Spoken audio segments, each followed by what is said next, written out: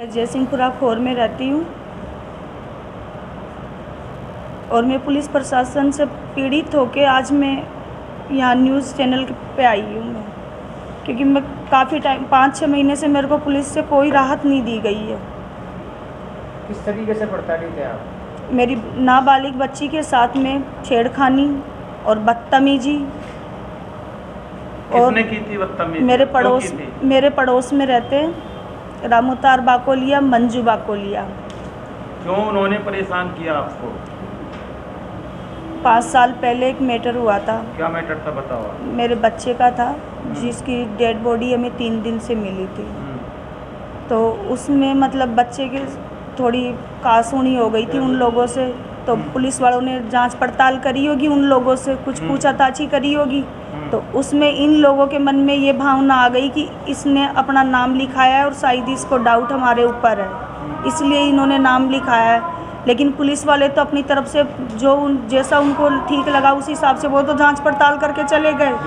लेकिन उस टाइम पे भी पुलिस ने मेरी हेल्प नहीं करी है। मेरे मैटर को बिना बताए FR लगा के घनश्याम सिंह जी आज आराम से चले गए। उस टाइम पे भी मैंने उम्मीद करी थी, लेकिन मुझे कोई रिलीफ नहीं दी गई है। डेड बॉडी भी हम नहीं तलाश करी थी मेरे बच्चे की, पुलिस वालों ने नहीं करी थी तलाश। 3 दिन तक हम पागलों की तरह घूमते फिरे थे रोडों पे। जब ये 13 नवंबर वाली क्या घटना है? और उस रंजिश को रखते हुए मेरे जो पड़ोस में रहते हैं वो लोग मुझे उसी टाइम से मुझे परेशान कर रहे हैं कि कैसे भी करके ये या तो यहाँ से ये निकल जाए, मकान छोड़ जाए यहाँ से। यानी और भी पड़ोसी हैं आपके? उसी के साथ में शामिल है वो लोग। क्या नाम है उनके? उनके नाम है मेरे पड़ोस में जिसने ये मेरी बच्ची के साथ जो बदतमीजी करी है उनका बाकोलिया है, रामोतार बाकोलिया, मंजू बाकोलिया उनकी वाइफ है।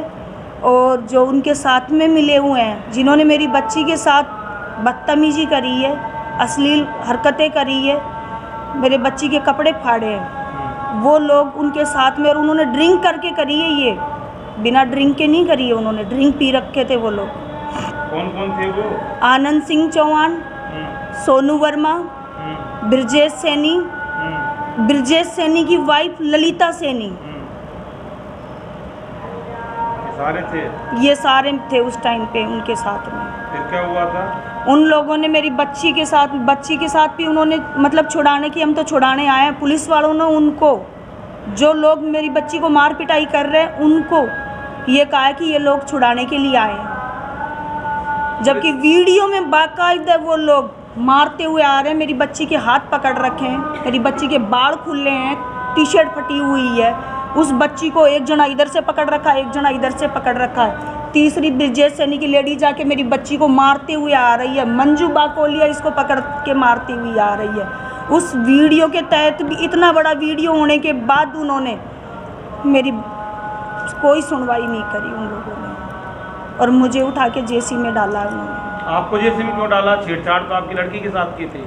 उन्होंने उस ST/SC के चक्कर में मुझे डाला है।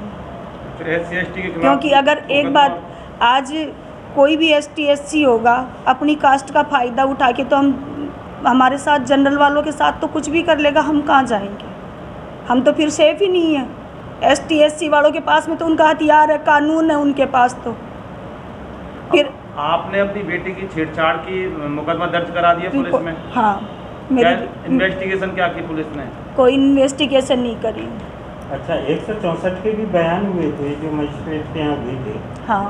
तो जैसा कि जानकारी में आया है उसमें आईओ ने उन बयानों को महत्व नहीं देते हुए केस कमज़ोर करने की कोशिश की है आपका? जी केस कमज़ोर करने की कोशिश करी है। और मेरी जो नाबालिग बच्ची के साथ जो बदतमीजी या अश्लील हरकतें हुई है, जो बच्ची के साथ नहीं होना चाहिए था, वो काम हुआ है। यानी कोर्ट में केस, पुलिस ने इन्वेस्टिगेशन के बाद कोर्ट में फाइल कर दिया कि केस चार्जशीट जिसे बोलते हैं, आप नहीं समझते? चालान हमारे तो वो मतलब सही तरीके से रिस्पॉन्स ही नहीं दे रहे हमारे को वो लोग। नहीं, अब इसमें लिख रहा है कि पोक्सो की धारा हटा दी और चालान पेश करने की तैयारी की जा रही है, ऐसा है? हाँ, सुना है आपने? हाँ, मेरे पास में कॉल आया राजस्थान संपर्क हेल्पलाइन से। उन्होंने कहा है कि वो आपके ये धाराएं हटाई गई है और ये धारा के तहत आपकी जल्दी ही रिपोर्ट न्यायालय में पेश की पोक्सो जाएगी। की धारा हटा दी उन्होंने, कह दिया। हाँ, पोक्सो की धारा हटा के, और इस चीज़ के मतलब प्रूफ भी है हमारे पास में, आगे से वो आ गई है उनकी रिपोर्ट। उसमें यही आया है कि भाई इन्होंने ये धारा हटाई है और ये चीज़ रखी यानी कि है। पुलिस ने जो आपका मामला है पूरा कमजोर करके पटक दिया, कमजोर करके आरोपियों से पटक। मिलीभगत करके, ये आरोप है आपका सीधा सीधा। हाँ। अब आप क्या चाहती हो, आप हमसे क्या चाहती हो मीडिया से? मैं आपसे यही चाहती हूँ कि मेरे इस मैटर में मेरी आप लोग मेरी हेल्प करें, और जो मेरी नाबालिग बच्ची के साथ जो हुआ है इसको न्याय दिलाया जाए। मुख्यमंत्री भजनलाल शर्मा से क्या कहना चाहती हो? भजनलाल शर्मा जी से मेरी एक ही रिक्वेस्ट है कि भाई ये मेरी बच्ची के साथ में न्याय करवाया जाए, और पुलिस प्रशासन ने मेरे साथ में कुछ नहीं करा। एक बेटी और है उप मुख्यमंत्री दिया कुमारी, वो भी बेटी है, एक आपकी भी बेटी है। तो ऐसी स्थिति में जब आपकी बेटी के साथ नाइंसाफी राजस्थान की पुलिस ने की, और दूसरी बेटी जब उप मुख्यमंत्री है दिया कुमारी, तो दिया कुमारी को क्या कहना चाहती हो आप? दिया कुमारी जी से कि वो भी तो एक बेटी है किसी की, तो आज मेरी भी बेटी है। मेरी बेटी के साथ जो हुआ है मुझे उसका न्याय चाहिए। कि ना आज भी मैं इतनी टॉर्चर हूँ और इतनी प्रताड़ित की जा रही हूँ, कॉलोनी में मेरा रहना जीना दुश्वार है, लेकिन ये तो मेरी हिम्मत है जो मैं आज हौसला बांध के रह रही हूँ वहाँ पे।